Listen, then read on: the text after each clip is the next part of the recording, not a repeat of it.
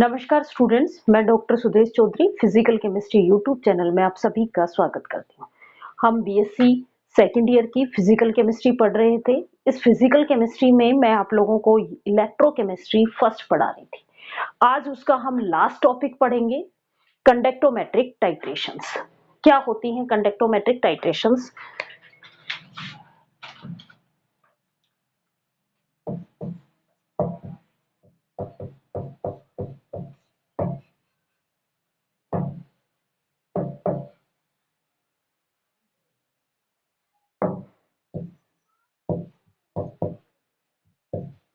Electrochemistry first का part है, ये आपका लास्ट।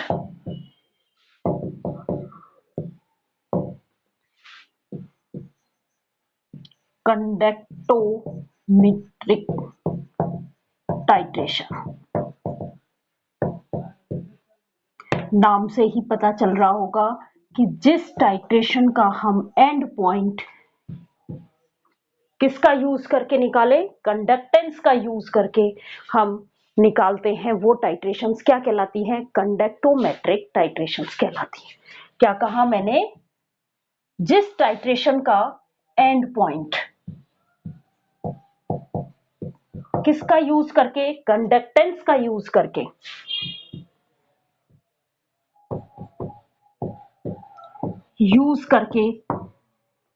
निकाला जाता है, वो क्या कहलाती है? कंडक्टोमेट्रिक टाइट्रेशंस कहलाती है। अब कंडक्टेंस क्या इफेक्ट करती है? क्योंकि देखो, टाइट्रेशन में एक जो है वो टाइट्रेंट होता है और एक टाइट्राई होता है। टाइट्रेंट और दूसरा जो है वो टाइट्राई होता है। इन दोनों की आपस में रिएक्शन होती है। टाइट्रेंट में आप टाइट्राइड डालते हो, क्लियर? पहले आपके पास केवल प्योर यही था, टाइट्रेंट। उसमें आप ड्रॉप वाइज करके टाइट्राइड डालते हो, जिससे ये दोनों आपस में रिएक्शन करते हैं और कोई प्रोडक्ट फॉर्म होती है। यही पढ़ते हो आप। अब जब ये प्योर था तो इसमें आयंस कुछ अलग होंगे, क्योंकि और जब आयंस अलग होंगे तो इसकी कंडक्टेंस भी अलग होगी। कार्लोस क्या कहता है? कार्लोस लॉ के अकॉर्डिंग कंडक्टेंस जो है वो किस बात पे डिपेंड करती है? नंबर ऑफ आयंस और उन आयंस की मोबिलिटी पे। किस बात पे डिपेंड करती है? Conductance depend on the number of ions and mobility.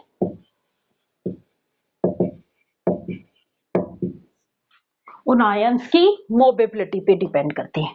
जब टाइट्रेंट में टाइट्राइड डालते हो तो इनके बीच में रिएक्शन होती है और एक दूसरे टाइप का इलेक्ट्रोलाइट बनता है। या तो वीक इलेक्ट्रोलाइट बनेगा या हो सकता है स्ट्रॉन्ग इलेक्ट्रोलाइट बने, मींस आयन चेंज हो जाए। जब सारा का सारा टाइट्रेंट टाइट्राइड के साथ रिएक्शन कर चुका होता है तो उस एंड पॉइंट पे कंडक्टेंस में बहुत ज्यादा चेंजेस आते हैं और उन चेंजेस का यूज करके ही हम एंड पॉइंट पता करते हैं और उससे हम इनकी स्ट्रेंथ कैलकुलेट कर सकते हैं। अब ये हम दो तरीके की पढ़ेंगे कंडक्टोमेट्रिक टाइट्रेशंस। कौन सी? Acid base titration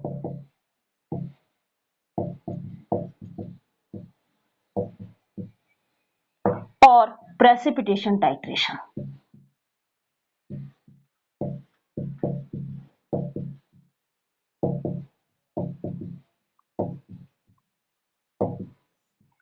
acid base titrations में चार टाइप के हम पढ़ेंगे और उनमें क्या हो रहा है, एंड पॉइंट कैसे पता चलता है, किस तरीके का ग्राफ आता है, वो बताती हूं। Acid base titration,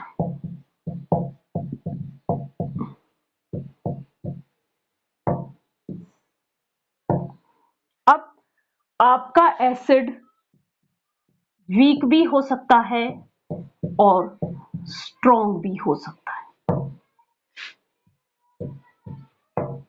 weak acid भी हो सकता है और स्ट्रॉन्ग एसिड भी होगा। वीक एसिड होगा तो आयंस कम बनेंगे और स्ट्रॉन्ग एसिड होगा तो कंप्लीटली स्ट्रॉन्ग एसिड होगा तो स्ट्रॉन्ग इलेक्ट्रोलाइट की तरह बिहेव करेगा।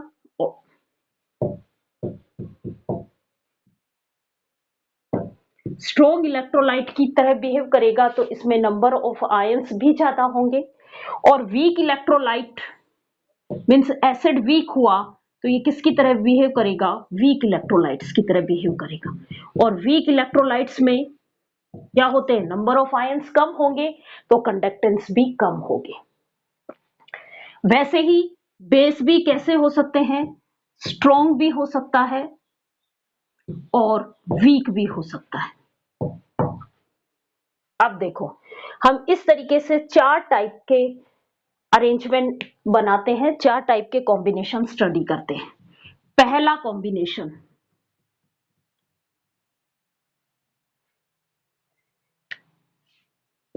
कि स्ट्रॉन्ग ही एसिड हो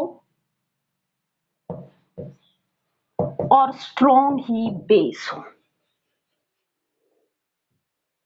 एग्जाम्पल लेते हैं हम HCl, क्या है? स्ट्रॉन्ग एसिड है। NaOH स्ट्रॉन्ग बेस है। पहले आप प्योर HCl की बात कर रहे हो। प्योर HCl जो है वो H प्लस और Cl माइनस आयंस में टूटा हुआ है। H प्लस और Cl माइनस आयंस में टूटा हुआ है। तो इस स्ट्रॉन्ग एसिड या HCl की जो कंडक्टेंस है वो किस किस के कारण है? H प्लस आयन के कारण और Cl माइनस आयन के कारण कंडक्टेंस है। कंडक्टेंस किसके कारण है? इस H प्लस आयन और Cl माइनस आयन के कारण कंडक्टेंस है। आप उसमें ड्रॉप वाइज क्या डालोगे? NaOH डालोगे। टाइट्रेशन हम ऐसे ही करते हैं कि उसमें NaOH डाला, NaOH डालते हो फिनोल्फथालीन डाल के, और जब कलर चेंज हो जाता है तो आप क्या कहते हो? एंड पॉइंट आ गया। मीन्स उस टाइम सारा एसिड जो है वो बेस के साथ रिएक्शन कर चुका। यहाँ पे भी सेम चीज है, केवल और केवल यहाँ हम कलर यूज नहीं, कलर चेंजेस नहीं स्टडी कर रहे, यहाँ हम उनकी कंडक्टेंस में क्या चेंजेस आएंगे वो स्टडी करेंगे। तो क्या होगा? NaOH इसमें धीरे धीरे डाला जाता है और कंडक्टेंस नोट की जाती है। जैसे ही HCl में NaOH डलना शुरू होता है तो एसिड जो है वो बेस के साथ रिएक्शन करता है और सोल्ट फॉर्म करता है और वाटर फॉर्म करेगा। तो सोल्ट क्या बना? NaCl plus H2O। NaCl plus H2O यही बना। H2O तो आयंस में नहीं टूटा हुआ रहता क्योंकि ये क्या होता है? बहुत ही पोलर, मतलब जो वीक इलेक्ट्रोलाइट की तरह बिहेव करता है। तो इससे तो कोई कंडक्टेंस में कोई चेंजेस नहीं आते। अब जो चेंजेस आ रहे हैं कि रिएक्टेंट साइड में तो आपके H प्लस और Cl माइनस के कारण था, और उसकी जगह अब कौन ले रहा है? Na प्लस और Cl माइनस। मीन्स ये Cl माइनस तो यहां भी था और यहां भी था, मीन्स कोई इफेक्ट नहीं पड़ेगा। लेकिन इस H प्लस आयन की जगह कौन ले रहा है? Na plus ion. और H प्लस आयन का साइज छोटा होता है, साइज छोटा होगा, मोबिलिटी ज्यादा होगी, और मोबिलिटी ज्यादा होगी तो कंडक्टेंस भी ज्यादा होगी। मीन्स H प्लस आयन की ज्यादा कंडक्टेंस होती है, H प्लस आयन के कारण जो कंडक्टेंस है वो ज्यादा होती है, और Na प्लस आयन की कंडक्टेंस कम होती है।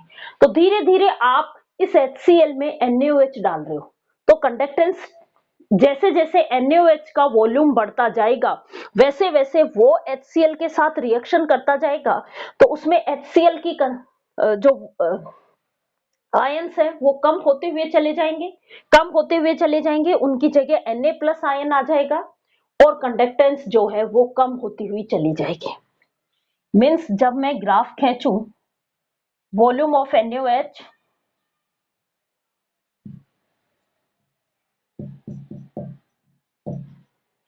और कंडक्टेंस, तो ग्राफ धीरे धीरे डिक्रीज होगा। अब आते हैं कि एंड पॉइंट पे क्या हुआ। अब जब सारा का सारा HCl NaOH के साथ रिएक्शन किया उसके बाद आपने क्या डाला उसमें, और NaOH डाला। सारा HCl NaOH के साथ रिएक्शन कर चुका। अब उसमें HCl तो है ही नहीं, क्या डाल रहे हो आप, NaOH। तो इसमें Na+ और OH- आयन और आ गए। मीन्स यहां पे आप क्या आ गए, OH- आयन और आ गए। और इस OH- आयन आने के कारण OH- आयन की कंडक्टेंस जो है वो ज्यादा होती है, तो यहां एंड पॉइंट पे बहुत ज्यादा इंक्रीमेंट मिल जाता है। और जिस पे ये दोनों ग्राफ इंक्रीज वाला और डिक्रीज वाला दोनों पॉइंट्स मिल रहे हैं, वो ही हमारा क्या कहलाता है, एंड पॉइंट कहलाता है। यहां ये कंडक्टेंस डिक्रीमेंट किसके कारण आया, H+ आयन की जगह Na+ आयन आ गए। और ये इंक्रीमेंट किसके कारण आया, कि उसमें OH- आयन और ऐड हो गए, और OH- आयन की कंडक्टेंस जो है वो ज्यादा होती है, इसलिए बढ़ना शुरू हो गए। तो ये क्या बता रहे, OH- आयन कब आएंगे, जब NaOH उसके साथ HCl के साथ रिएक्शन नहीं कर रहा। और कब नहीं करेगा, जब HCl उसमें उसको मिलेगा नहीं। और मिलेगा नहीं मीन्स जितना HCl आपने डाला है वो सारा का सारा NaOH के साथ रिएक्शन कर चुका। तो इससे हम एंड पॉइंट पता चल जाता है, और आप वो वैल्यू लगाते ही हो, N1V1 = N2V2। इस फॉर्मूले का यूज करके हम इनकी नॉर्मलिटी कैलकुलेट कर सकते हैं, कि यहां से हमें NaOH का वॉल्यूम मिल गया, हमारे पास HCl का हमें क्या निकालना है, नॉर्मलिटी निकालनी है। HCl की वॉल्यूम हमें पता होती है क्योंकि हम लेते हैं उस बीकर में, तो ये हमें पता होती है N2। ये NaOH की नॉर्मलिटी है, ये भी हमें पता होती है कि हम किस नॉर्मलिटी का NaOH बना रहे हैं। V2 ग्राफ से कैलकुलेट कर लिया, तो ये N1 कैलकुलेट कर सकते हो आप, क्या होगा, N2V2/V1। दूसरा,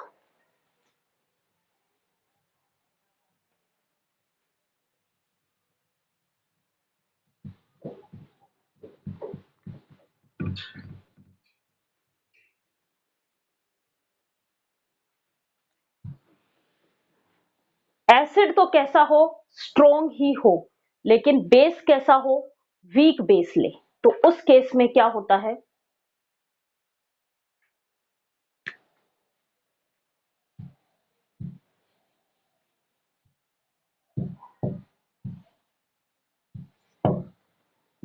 strong acid, weak base. Example, strong acid का तो मैं HCl ही लूंगी, वीक बेस का जो एग्जाम्पल है वो अमोनियम हाइड्रोक्साइड।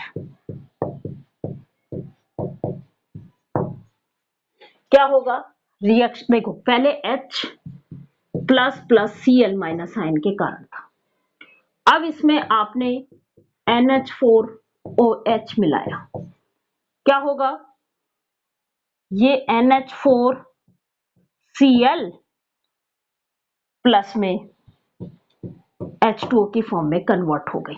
मींस इस H+ आयन की जगह पे अब क्या आया, NH4+ आयन।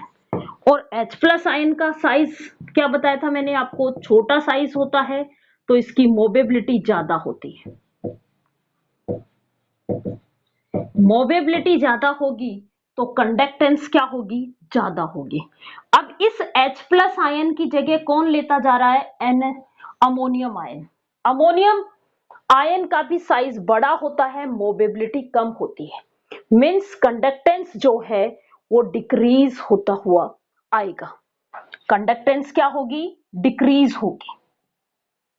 ठीक है, अब इसमें जितना भी HCl था वो जब अमोनियम हाइड्रोक्साइड के साथ रिएक्शन कर चुका, तो अब हम इसमें और अमोनियम हाइड्रोक्साइड डाल रहे हैं, और अमोनियम हाइड्रोक्साइड डाल रहे हैं, तो क्या होगा कि ये अमोनियम हाइड्रोक्साइड कैसा है, वीक इलेक्ट्रोलाइट, वीक बेस है, वीक इलेक्ट्रोलाइट होगा, मीन्स यहाँ पे कंडक्टेंस जो है इस अमोनियम हाइड्रोक्साइड के डालने पे कंडक्टेंस में कोई बहुत ज्यादा वेरिएशन नहीं आता है। तो ये ग्राफ जो है वो हमें इस अमोनियम हाइड्रोक्साइड की वॉल्यूम के पैरेलल ही मिल जाता है इस तरीके से। क्यों? क्योंकि कंडक्टेंस ये समझ लो कि यहाँ पे आके एक कांस्टेंट हो जाती है, बहुत ज्यादा वेरिएशन नहीं आता है। क्यों नहीं आता है? क्योंकि अमोनियम हाइड्रोक्साइड वीक इलेक्ट्रोलाइट है और वीक इलेक्ट्रोलाइट आयंस की फॉर्म में नहीं टूटता है, तो क्या होगा? इसके कारण कंडक्टेंस भी नहीं होगी, तो कंडक्टेंस ऑलमोस्ट कांस्टेंट हो जाएगी।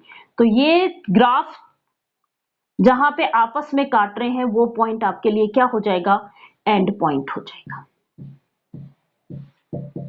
यहां तक डिक्रीमेंट क्यों आया? क्योंकि H प्लस आयन की जगह किसने ले ली? अमोनियम आयन ने। और अमोनियम आयन का साइज बड़ा होता है, मोबिलिटी कम होगी, तो कंडक्टेंस डिक्रीज होगी। यहां पे कांस्टेंट क्यों आया? क्योंकि अब HCl ने सारे HCl ने अमोनियम हाइड्रोक्साइड के साथ रिएक्शन कर ली। अब आप उसमें और अमोनियम हाइड्रोक्साइड डालोगे तो अमोनियम हाइड्रोक्साइड जो होता है वो वीक इलेक्ट्रोलाइट होता है, आयंस में ज्यादा नहीं टूटता है। आयंस में ज्यादा नहीं टूटेगा तो कंडक्टेंस में भी डिफरेंस नहीं आएगा, कंडक्टेंस क्या हो जाएगी? कांस्टेंट। तो किसके कारण हुई ये? अमोनियम हाइड्रोक्साइड वीक इलेक्ट्रोलाइट के कारण हुई। तो यहां से हमें किसकी वैल्यू पता चल जाती है? इस अमोनियम हाइड्रोक्साइड के की वैल्यू पता चल जाती है, वही N1 V1 equal to N2 V2 का फॉर्मूला अप्लाई करते हैं और हम स्ट्रेंथ कैलकुलेट कर लेते हैं। नॉर्मलिटी आ जाती है, उस नॉर्मलिटी को उसके इक्विवेलेंट वेट से मल्टीप्लाई करते हैं तो हमारे पास उसकी स्ट्रेंथ आ जाती है। अब देखो स्ट्रॉन्ग एसिड हो गया, अब हम वीक एसिड लेते हैं और बेस को चेंज करते हैं। वैसे एक बार स्ट्रॉन्ग लेंगे, एक बार वीक लेंगे।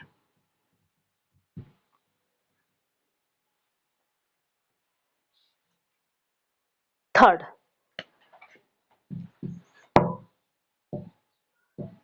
वीक एसिड और स्ट्रॉन्ग बेस। वीक एसिड और स्ट्रॉन्ग बेस की बात करें, weak acid acetic acid, weak acid होता है और स्ट्रॉन्ग बेस वही NaOH। आपस में रिएक्शन की, पहले प्योर एसिटिक एसिड था, उस एसिटिक एसिड में आपने NaOH डालना शुरू किया तो रिएक्शन होना शुरू हुई। ये NaOH इस एसिटिक एसिड के साथ रिएक्शन करेगा और CH3COO Na प्लस H2O बनाएगा।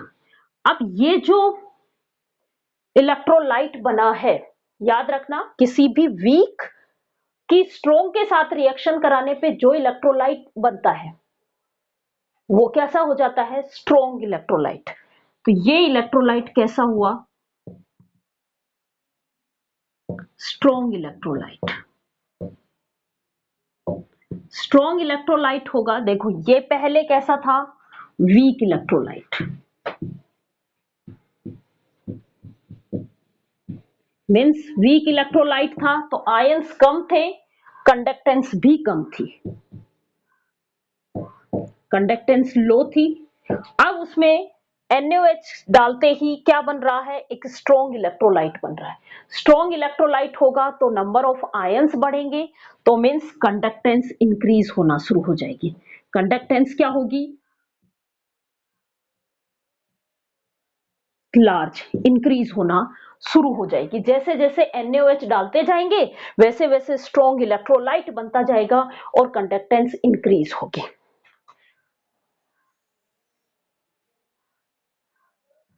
NaOH वॉल्यूम और कंडक्टेंस क्या होगी? स्लोली इंक्रीमेंट आएगा। जब सारा का सारा आपने एसिटिक एसिड की रिएक्शन NaOH के साथ करा चुके, अब NaOH और डालेंगे। क्या डाल रहे हैं उसमें? NaOH और डाल रहे हैं। तो अब पहले कौन कौन से आयन थे? CH3COO माइनस प्लस में Na प्लस आयन, और अब क्या आयन बने? Na प्लस प्लस में OH माइनस आयन। मीन्स अब उसमें कौन से और आयन आ गए? OH माइनस आयन और इंट्रोड्यूस हो गए। OH माइनस आयन आने के कारण कंडक्टेंस क्या हो जाएगी? बहुत ज्यादा एक साथ इंक्रीमेंट आएगा, क्योंकि क्या आ रहे हैं? OH माइनस आयन आ रहे हैं उसमें भी। Na प्लस तो पहले भी थे, बाद में भी हैं, तो इनसे तो बहुत ज्यादा डिफरेंस आया नहीं इंक्रीमेंट में। क्या हुआ कि अब OH माइनस आयन आने के कारण जो इंक्रीमेंट है वो बहुत ज्यादा इंक्रीमेंट होगा। तो ये एंड पॉइंट पे जो कंडक्टेंस में जो इंक्रीमेंट हमें ऑब्जर्व होगा वो कैसा होगा? बहुत ज्यादा, मीन्स इस तरीके से आएगा। और जहां पे ये दोनों ग्राफ आपस में मिल रहे हैं वो पॉइंट क्या कहलाएगा? एंड पॉइंट कहलाएगा। वो पॉइंट क्या कहलाएगा? इनका एंड पॉइंट कहलाएगा। बहुत ज्यादा इंक्रीमेंट, इस तरीके का इंक्रीमेंट जो आता है वो क्या कहलाएगा? एंड पॉइंट कहलाएगा। यहां तक स्लोली इंक्रीमेंट आता है। स्लोली इंक्रीमेंट क्यों आता है? स्ट्रॉन्ग इलेक्ट्रोलाइट बनता है।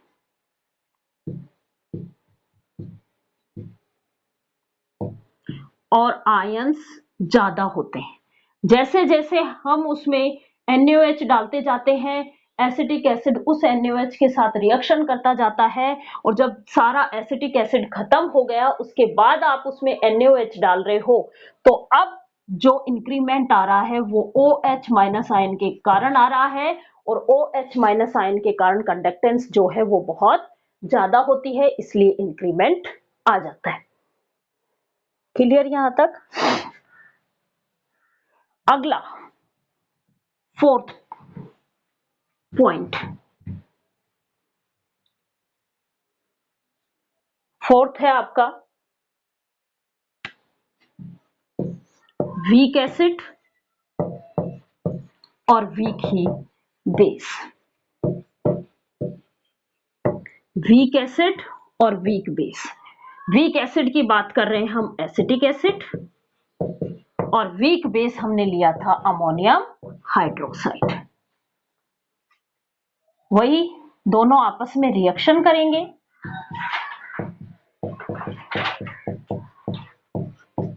जब दोनों आपस में रिएक्शन करेंगे तो क्या बनाएंगे? ये जो इलेक्ट्रोलाइट बन रहा है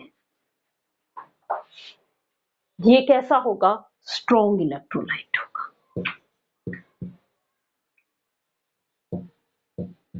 कैसा इलेक्ट्रोलाइट बनेगा? स्ट्रॉन्ग इलेक्ट्रोलाइट बनेगा। पहले कैसा था? वीक इलेक्ट्रोलाइट था।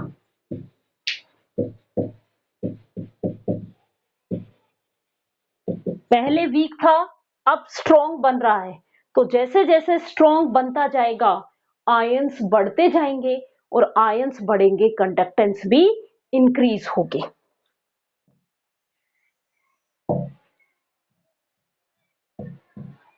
वॉल्यूम ऑफ अमोनियम हाइड्रोक्साइड, जैसे जैसे अमोनियम हाइड्रोक्साइड डालेंगे वो एसिटिक एसिड के साथ रिएक्शन करेगा और स्ट्रॉन्ग इलेक्ट्रोलाइट बनते जाएंगे। स्ट्रॉन्ग इलेक्ट्रोलाइट बनेंगे तो आयंस बढ़ते जाएंगे और एक इंक्रीमेंट देखने को मिलेगा। उसके बाद आप जब सारा का सारा एसिटिक एसिड जो है वो अमोनियम हाइड्रोक्साइड के साथ रिएक्शन कर चुका, अब उसमें और अमोनियम हाइड्रोक्साइड डालोगे। क्या डाल रहे हो उसमें? Ammonium hydroxide. अमोनियम हाइड्रोक्साइड कैसा है? Weak electrolyte. तो कंडक्टेंस में बहुत ज्यादा इफेक्ट नहीं आता है। मींस कंडक्टेंस जो है वो आपकी क्या हो जाती है? स्टेबल हो जाती है, कांस्टेंट हो जाती है, ऑलमोस्ट हमें कांस्टेंट मिलती है। तो जो ग्राफ जो है वो आपका किसके पैरेलल होगा? इस अमोनियम हाइड्रोक्साइड की वॉल्यूम के पैरेलल मिल जाएगा हमें, क्योंकि कंडक्टेंस क्या होगी? Almost constant conductance. तो आपको इस तरीके की ग्राफ मिलेगा। यहां पे जहां पे ये दोनों ग्राफ आपस में काट रहे हैं वो क्या कहलाएगा, एंड पॉइंट कहलाएगा। और इस एंड पॉइंट, इसका यूज करते हुए हमें, हमारे पास किसकी वॉल्यूम आ जाती है, बेस की वॉल्यूम आ जाती है। बेस की वॉल्यूम हमें पता होती है, भाई ग्राफ से निकाल लिया, एसिड की वॉल्यूम हमें पता होती है और बेस का हमें नॉर्मलिटी भी पता होती है, तो हम उस एसिड की नॉर्मलिटी कैलकुलेट कर सकते हैं, वो ही N1V1 इक्वल टू N2V2 के फॉर्मूले का यूज करके। यहां से यहां इंक्रीमेंट क्यों हुआ, क्योंकि क्या बन रहा था, स्ट्रॉन्ग इलेक्ट्रोलाइट फॉर्म हो रहा था। और ये कांस्टेंट क्यों हुआ, क्योंकि डालने वाला जो इलेक्ट्रोलाइट था वो कैसा था, वीक इलेक्ट्रोलाइट। तो यहाँ पे आके जो एडिशन हो रहा है वो किसका हो रहा है, वीक इलेक्ट्रोलाइट का। वीक इलेक्ट्रोलाइट्स का होगा तो जितने पहले आयन थे उतने ही बाद में आयंस है, आयंस में कोई चेंजेस नहीं आता, तो कंडक्टेंस क्या हो जाती है, ऑलमोस्ट कांस्टेंट हो जाती है। ये थे एसिड बेस टाइट्रेशंस। अब हम दूसरे टाइप की टाइट्रेशंस की बात कर रहे हैं, प्रेसिपिटेशन टाइट्रेशन। मीन्स प्रेसिपिटेशंस के थ्रू आप एंड पॉइंट पता करते हो, जिसमें प्रेसिपिटेट बनता है, जिसमें प्रेसिपिटेट बनता है। तो दूसरे टाइप की टाइट्रेशन हम पढ़ रहे हैं,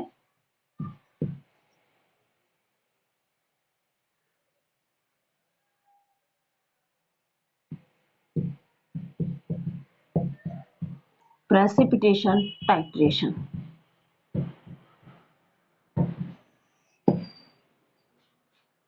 प्रेसिपिटेशन टाइट्रेशंस का एग्जांपल लेते हैं हम, जब AgNO3 में KCl डालते हैं। AgNO3 की रिएक्शन KCl के साथ में जब रिएक्शन होती है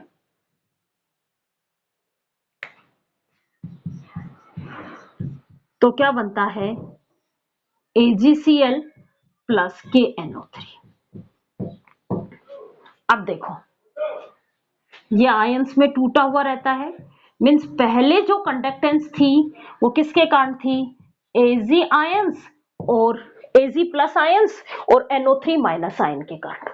अब आप उसमें क्या डाल रहे हो, KCl डाल रहे हो, क्या बन रहा है, AgCl। ये तो सॉलिड फॉर्म में प्रेसिपिटेट हो जाता है, पीपीटी आ जाती है। तो मीन्स पीपीटी आई तो अब इसके आयंस तो रहे ही नहीं, तो अब किसके आयन आ गए वहां पे, K प्लस प्लस में NO3 माइनस। तो NO3 माइनस तो पहले भी था और बाद में भी है, कोई चेंजेस नहीं आएंगे। Ag प्लस और K प्लस, इन दोनों का साइज ऑलमोस्ट सेम होता है, या कहें कि इन दोनों की जो मोबिलिटी है, Ag प्लस और K प्लस की मोबिलिटी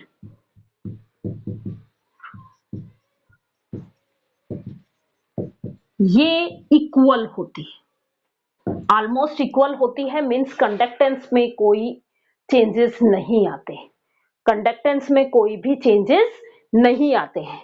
जब AgNO3 सारा का सारा AgNO3 KCl के साथ रिएक्शन कर चुका, तो अब आप इसमें और KCl डालोगे, क्योंकि हमें थोड़ी पता है कि AgNO3 ने रिएक्शन कर चुका, तो हम तो उसमें कंटिन्यू डालते जा रहे हैं। तो अब हम उसमें KCl और डालेंगे। उस कंडीशन में आपके पास ये K plus plus NO3 ion तो थे ही थे, अब ये किस में टूटेगा, K plus plus Cl minus ion में। मीन्स अब यहाँ पे कौन से और आयन ऐड हो गए, Cl minus ion, chloride ions और ऐड हो गए।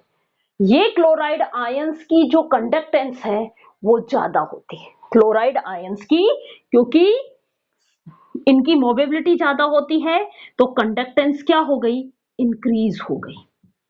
इन क्लोराइड आयंस के आने के कारण कंडक्टेंस क्या हो गई, इंक्रीज हो गई। तो आपका ग्राफ कुछ इस तरीके से बनेगा, वॉल्यूम ऑफ KCl और कंडक्टेंस। जैसे जैसे आपने KCl डाला, तो जब तक उसके पास AgNO3 था तब तक तो कंडक्टेंस में कोई भी चेंजेस नहीं आते, ऑलमोस्ट सिमिलर सी कंडक्टेंस होती है।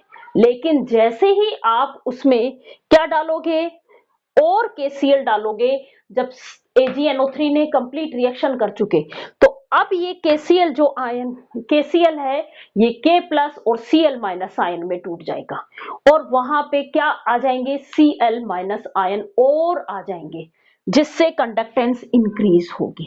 तो जहां पे ये दोनों पॉइंट्स मिल रहे हैं वो क्या आ जाएगा, एंड पॉइंट, और उस एंड पॉइंट का यूज करते हुए हम वही N1 V1 is equal to N2 V2 का यूज करते हैं और हम क्या निकाल लेते हैं, N की AgNO3 की नॉर्मलिटी हम पता कर लेते हैं। ये थी कंडक्टोमेट्रिक टाइट्रेशंस। अब कंडक्टोमेट्रिक टाइट्रेशंस के क्या क्या यूज है या ये ज्यादा इफेक्टिव क्यों है, उसके रीजन है कि कंडक्टोमेट्रिक टाइट्रेशंस एक तो बहुत कम कंसंट्रेशंस वाले सॉल्यूशंस में भी हम एग्जैक्ट वैल्यू कैलकुलेट कर सकते हैं। क्यों? क्योंकि ये जो एक्सपेरिमेंट हो रहा है ये किस बेस पे हो रहा है, कंडक्टेंस के बेस पे, और कंडक्टेंस जो है वो आयंस पे डिपेंड करती है। जब बहुत कम आयंस चेंज होते हैं तो भी कंडक्टेंस में बहुत ज्यादा वेरिएशन आ जाता है। मीन्स हम इनकी बहुत डाइल्यूट सॉल्यूशंस की भी exact strength, almost exact strength हम कैलकुलेट कर सकते हैं, किससे, कंडक्टोमेट्रिक टाइट्रेशन से। दूसरा, बहुत बार हमारे पास कलर्ड सॉल्यूशंस होते हैं। अब कलर्ड होते हैं तो हम जो सिंपल एसिड बेस्ड टाइट्रेशंस या जो भी टाइट्रेशंस करते हैं वो हम एंड पॉइंट जो पता करते हैं वो कलर के ऊपर बेस होता है एंड पॉइंट। अब उस एंड पॉइंट को हम एग्जैक्ट कैलकुलेट नहीं कर पाते क्योंकि कलर में जो वेरिएशन आता है वो बहुत कम आया, तो हम पता ही नहीं चलेगा हमारा कब एंड पॉइंट चला गया। लेकिन यहाँ पे उस कलर से एंड पॉइंट कैलकुलेट नहीं कर रहे हो आप, किससे कर रहे हो, कंडक्टेंस से कर रहे हो, और कंडक्टेंस तो हमें पता चलेगी कि क्या चेंजेस हो रहे हैं कंडक्टेंस में। तो हम कलर्ड जो सॉल्यूशंस होते हैं उनको भी हम कंडक्टोमेट्रिक टाइट्रेशन से आसानी से हम उनकी कंसंट्रेशंस पता कर सकते हैं। ये इसके यूजेस थे। अब हम अगली क्लास में जो है वो इलेक्ट्रोकेमिस्ट्री सेकंड स्टार्ट करेंगे। आज तक आपकी इलेक्ट्रोकेमिस्ट्री फर्स्ट कंप्लीट हो चुकी है। Thank you.